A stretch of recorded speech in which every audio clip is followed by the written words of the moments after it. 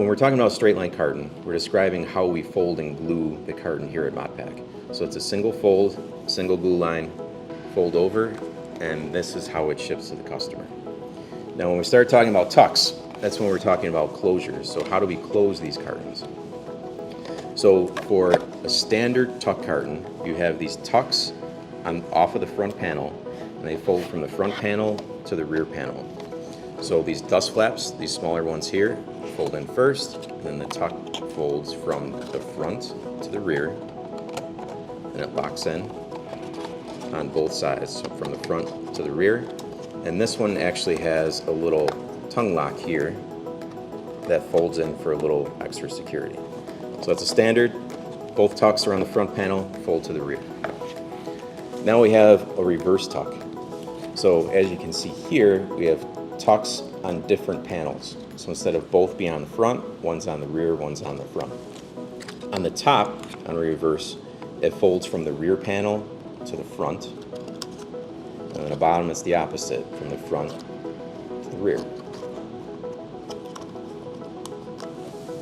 That's our reverse tuck. Now, a French reverse tuck is very similar to the reverse tuck, where we have tucks on either side. The difference is, on the front, the top folds over from the front to the rear. And what that does on the shelf, it gives you a clean presentation where you don't have a tuck at the top, you have a clean crease at the top. And you see that a lot for cosmetics and beauty products and things like that. So those are three different ones that we have. I mentioned the lock mechanics.